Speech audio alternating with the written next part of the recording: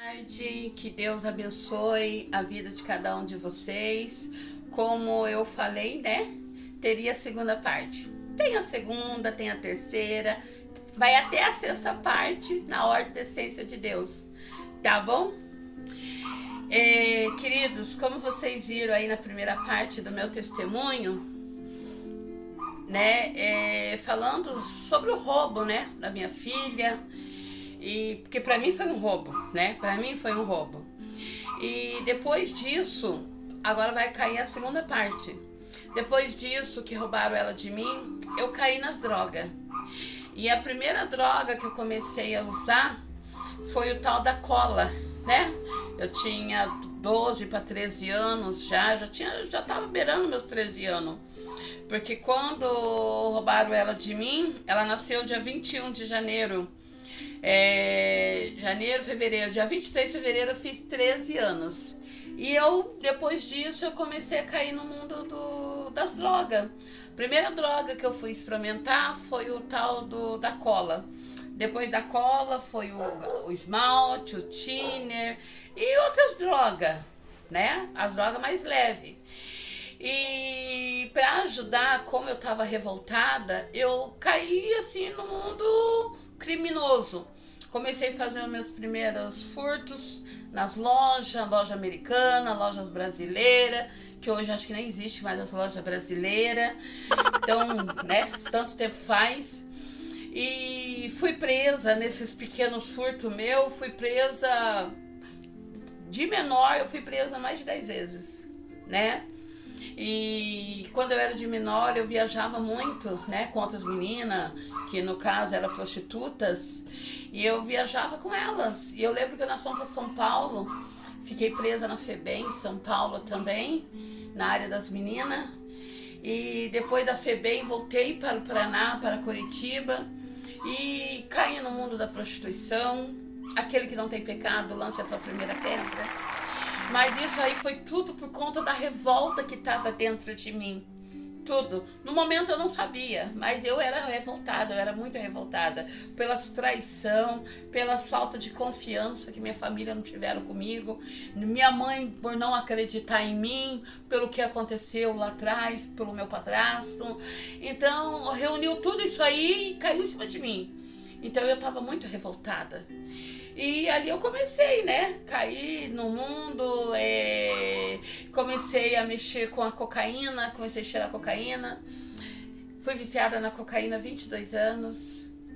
Apanhei muito de polícia, apanhei muito, fui muito judiada, fui muito maltratada. Eu lembro que depois do vício da cocaína eu comecei a cair no mundo do tráfico. Eu fui traficante também, e por conta do vício do crack, né, que eu comecei a usar o crack, parei de ser traficante também, comecei a manter os meus vícios, né, e traficante eu não digo que eu fui traficante, porque traficante é aqueles que tem, né, que nem Fernandinho Beiramar, não sei o que, eu já não, eu tipo assim... Eu vendia as pedras para manter os meus vícios, para manter o meu quarto para dormir, para manter, né, a minha ostentação só. Porque esse negócio de traficante é aquele que tem que se assumir mesmo, né? Então, eu vou dizer uma coisa para vocês. E quem cuidou de mim todo esse tempo foi os moradores de rua, foi as prostitutas, né? Foi os travestis do centro de Curitiba que cuidou de mim nesse tempo, né? E eu lembro que muitas das vezes, por conta de eu não conhecer o mundo do crime, eu lembro que eu tomava banho no chafariz da Praça Osório. Quantas vezes ali eu suja, né? Eu via os mendigos tomar banho, eu caía na água com os mendigos, eu tomava banho com eles ali no chafariz. Eu lembro que muitas das vezes as pessoas ficavam no meio ali do chafariz, olhando nós tomar banho ali. Então, para mim foi um mundo muito sofrido, mas foi um mundo também que eu aprendi muita coisa, né? Aprendi muito. Era para mim ser uma pessoa amargurada, era para mim ser uma pessoa triste de coração, mas eu confesso para vocês que eu não sou nada disso. Nunca fui assim, né? E depois que eu conheci o tal do crack, eu me aprofundei no crack. Fui viciada no crack 15 anos, né? 15 anos não é 15 dias. Fui viciada, ostentava meus vícios, né? Fui bêbada, fui já viciada no alcoolismo também. Eu era daquelas pessoas que eu chegava nos bares no centro de Curitiba, eu colocava a minha barriga no balcão, né, de um bar, e ali eu falava bem assim, me dá um gole de cada bebida que tem aqui. E eu tomava aquela farmácia de bebida e eu olhava pro rapaz assim e falei, nossa, ainda tem um vazio aqui dentro de mim. E eu não entendia o porquê que era aquele vazio, né? E ali eu me aprofundava mais ainda nas garras do inimigo. E ali foi, a minha vida foi essa, gente. Então eu vou dizer uma coisa pra vocês. Voltei. Eu fiquei nervosa, eu pedi pra minha amiga aqui sair um pouquinho. Mas agora já voltei, tá bom, irmãos? Então, e ali eu comecei a sofrer, né? Sofria. Eu lembro que muitas das vezes a minha família me via nessas situações, ninguém chegava perto de mim, porque eles tinham vergonha, porque ou eu cheirava mal, ou eu não sei o que corria na cabeça deles. E isso aí era um gesto de eu me revoltar cada vez mais. E foi o que aconteceu comigo. E eu vou falar uma coisa pra vocês, se tem uma coisa que eu passei nessa vida, foi muita fome. Tanto que hoje eu falo pra vocês que hoje eu tenho medo de passar fome. Por tanta fome que eu passei na minha vida. Sabe que é você chegar, bater na porta dos outros, pedir uma latinha com um pouquinho de comida e a pessoa vai lá, vai embora. Eu não tenho. E a gente sabe que tem, né? Se fosse dinheiro, se eu tivesse pedindo, não, eu só queria comer, eu queria saciar a minha fome. E as pessoas batiam a porta na minha cara. Quantas vezes eu falei para as pessoas, deixa eu limpar a tua casa, deixa eu lavar a tua louça para me ganhar um prato de comida. Não, também. Então, tipo assim, eu tive todos os meus motivos para me revoltar nessa vida. Eu tive todos os motivos de eu não gostar de ninguém. Mas isso o inimigo não conseguiu. Porque cada vez que o inimigo judiava mais de mim, eu amava mais ainda as pessoas. E amo até hoje. E assim foi a minha vida, assim foi o meu testemunho, né? De tudo que depois eu passei quando eu perdi a minha filha. Porque enquanto eu fui violentada, enquanto eu estava passando fome, isso aí não estava doendo tanto. Mas quando eu perdi ela, nossa, daí meu chão saiu debaixo de mim. Daí eu me entreguei, gente, no mundo do pecado. Daí eu aprontei, bebi muito. Eu tava tão perdida nessa vida que eu não importava se a bebida tinha um despacho de macumba ali. Eu ia lá, eu falava, Satanás, você não precisa beber, eu preciso. Eu bebia. Eu brigava muito, porque eu queria tirar aquela dor de dentro de mim, né? E, enfim, depois que eu fiquei de maior, eu comecei a cair mais ainda nos meus furtos. Já sequestrei, mão armada, já assaltei, já roubei casas, que hoje na língua dos ladrão é caxanga. Eu já fiz tudo isso. Eu não, mas aquela velha criatura. E pra mim era uma diversão, porque eu tinha que focar em alguma coisa lá fora para tentar esquecer de toda a traição na minha vida.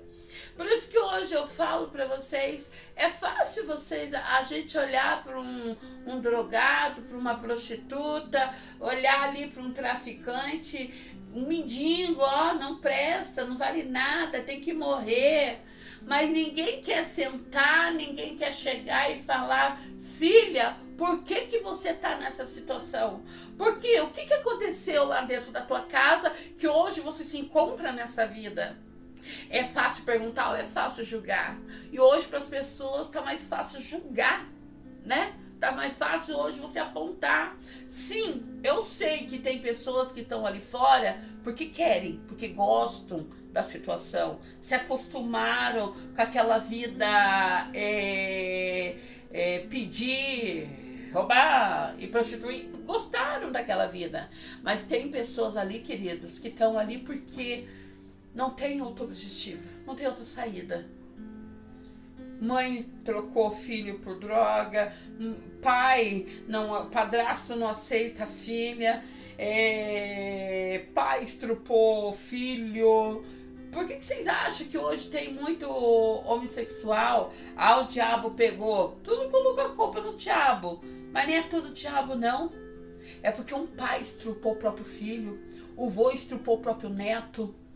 E aquela situação. Então, gente, não vamos mais ficar julgando essas vidas.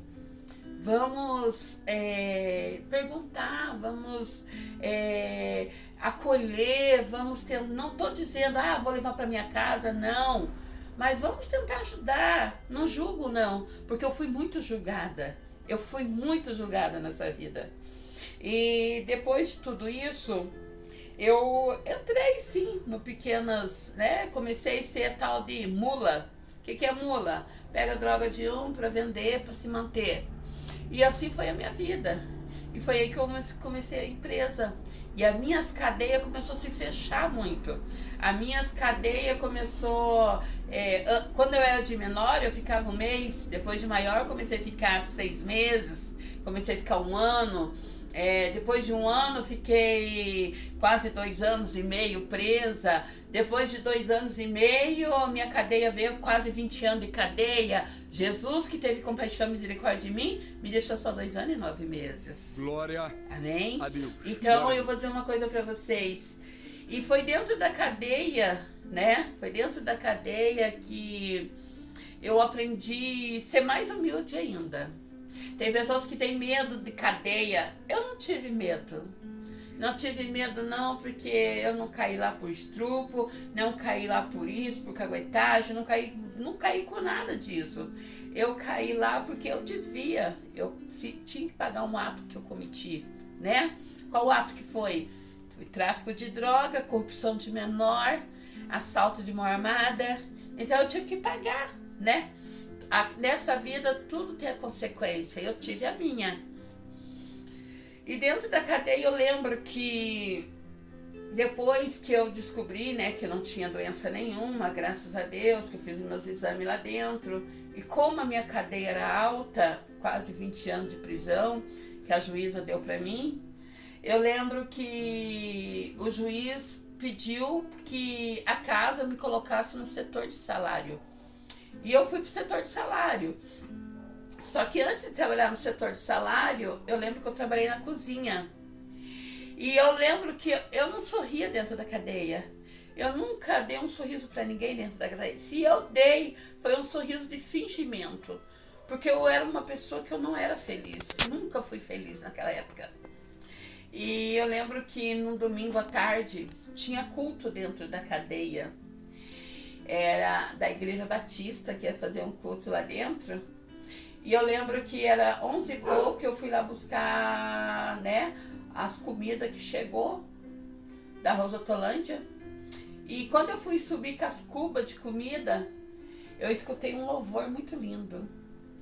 E foi aquele louvor que falou comigo, né? Eu vou cantar um pedacinho para vocês ouvirem, tá bom? Espero que toque no coração de alguém esse louvor, porque tocou muito em mim.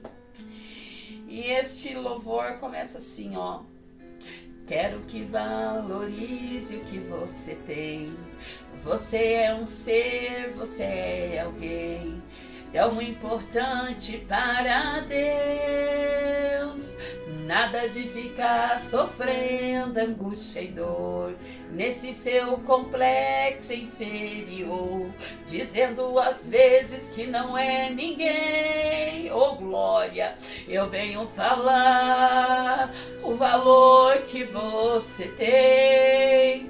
Eu venho falar do valor que você tem. Ele está em você, o Espírito Santo se move em você, até com gemido inexprimíveis. Oh, aleluia! Foi aí que Jesus falou comigo.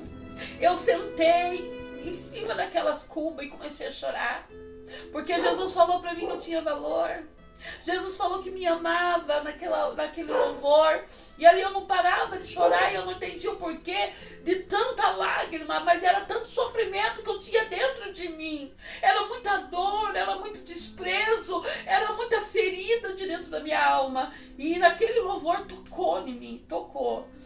E eu lembro que saí dali, fui trabalhar na cozinha de novo naquele dia. E pesou um pouco a minha cadeia nesse dia. Enfim, queridos, eu vou parar por aqui, tá? Pesou um pouquinho de mim agora aqui, mas eu volto à terceira parte. E eu peço, por favor, me ajuda, porque no final desses testemunhos vocês vão entender o mistério de Deus. No final desse testemunho vocês vão entender o agir de Deus na minha vida. Vocês pegam, ouve a primeira parte, ouve essa segunda parte. Por favor, dá um like, dá o sininho, se inscreva no meu canal, me ajuda no meu canal. Eu preciso de ajuda. No final de todos os meus testemunhos, vocês vão entender o mistério de Deus na tua e na minha vida. Amém? Eu vou deixar um salmo aqui para cada um de vocês, tá bom? Salmo 23. O Senhor é meu pastor e nada me faltará. Deitar-me e fazer verde de pasto, guia mansamente águas tranquilas. Refrigera minha alma, guia pela vereda da justiça por amor ao seu nome. Ainda que eu andasse pelo vale da sombra da morte, não temerei mal algum, porque o Senhor está comigo, a tua vara, o teu cajado nos consola. Preparás uma mesa perante mim na presença dos meus inimigos. Unge a minha cabeça com óleo, meu cálice transborda. Certamente que a bondade e a misericórdia seguirão todos os dias da minha vida, e nós habitaremos na casa do Senhor por longos dias. Deus te abençoe. Amém?